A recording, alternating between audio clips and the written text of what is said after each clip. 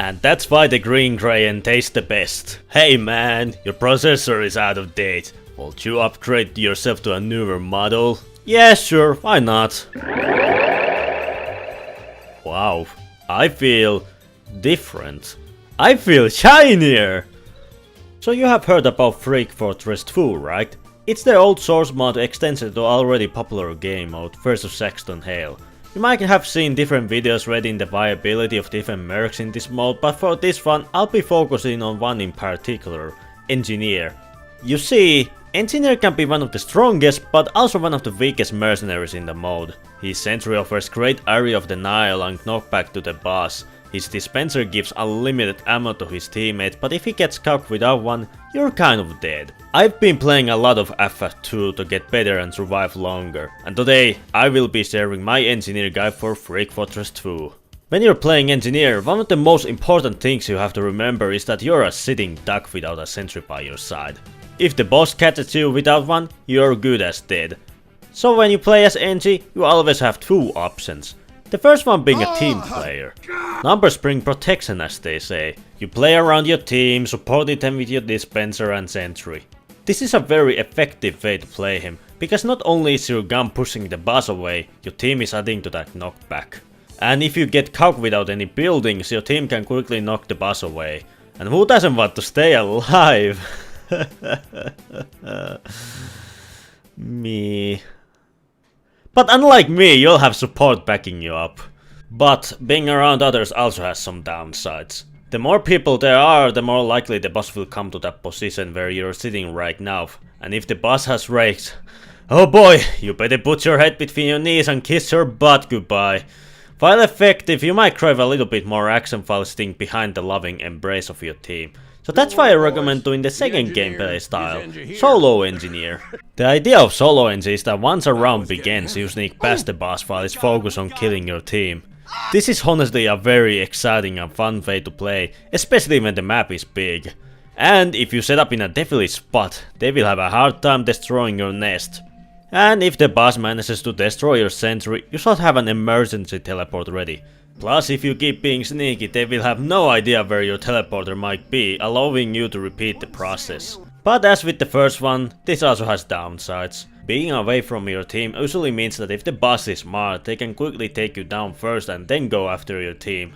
And believe me, it's really fun to be the first one to die before you go do anything.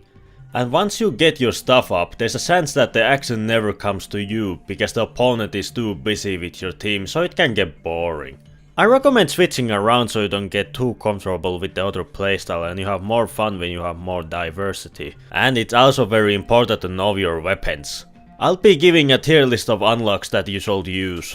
First off, for primary, forget all of these, they won't do much for you and you never want the boss to get too near you to utilize them fully.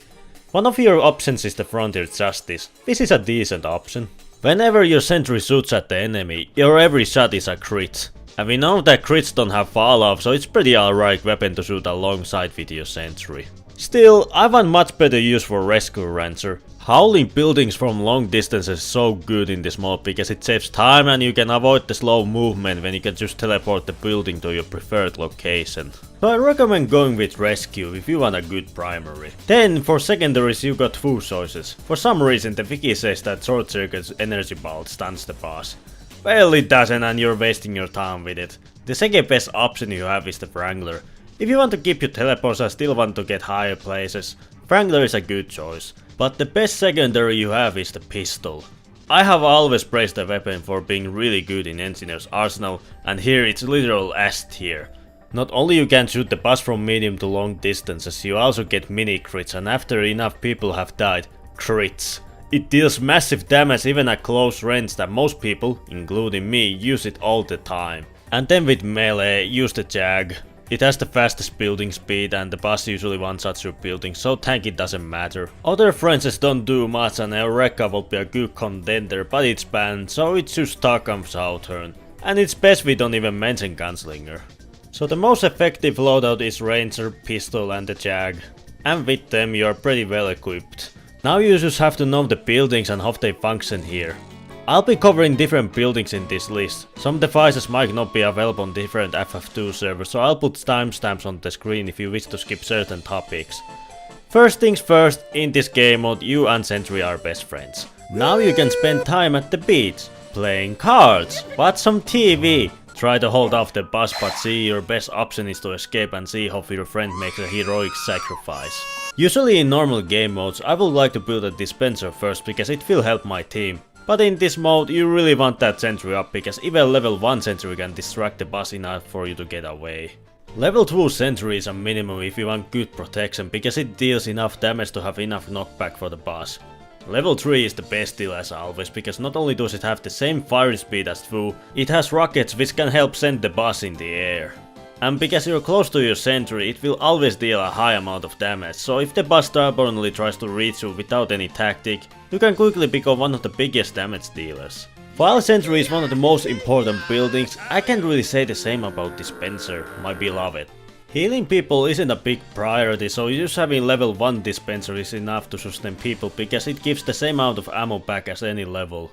The only time you should upgrade it to max is when your sentry is level 3 and you got your teleporters up, because spies and heavies might appreciate the faster healing. But depending on the server you play on, it might be important to get it built first. In the server where I play on, Engineer has a passive where he gains 20 metal every second or so. So dispenser isn't a high priority, except if you want that occasional 40 metal. But if the server doesn't have that passive, then you should build it first to get the necessary resources to upgrade your sentry. While dispenser as a supporting device isn't that important, it has one very important functionality. It can work as an obstacle.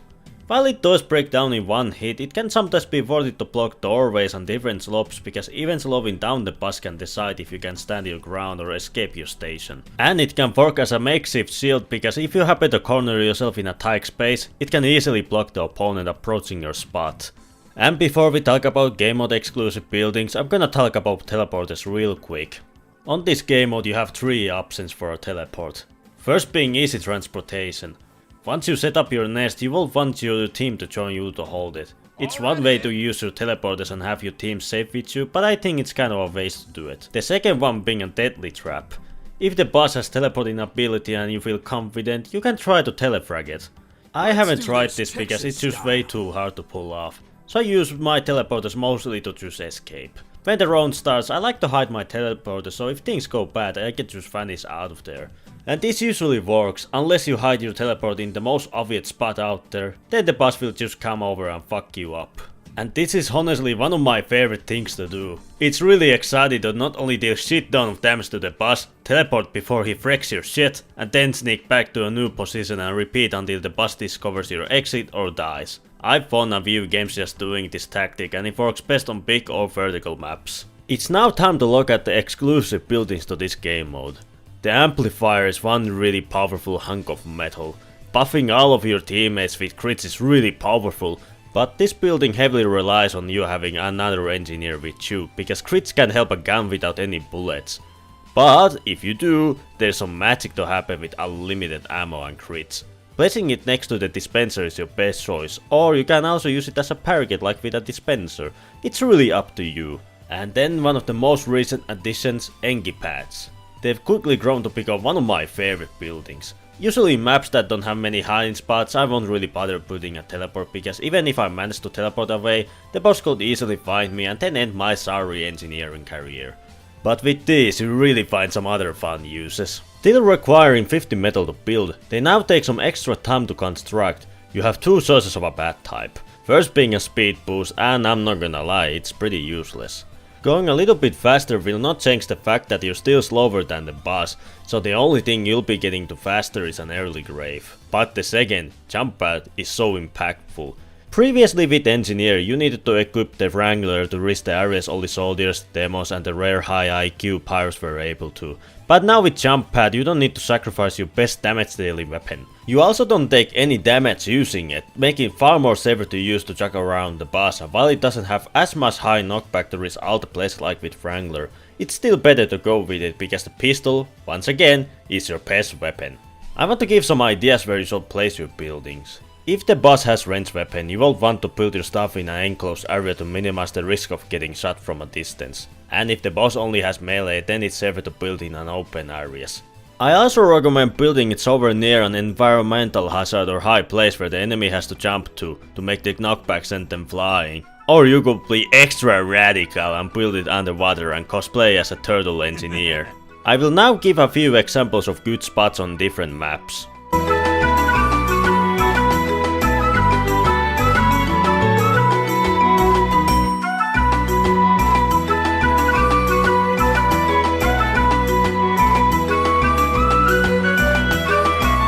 And now you should have some idea on how to play engineer on Freak Fortress 2.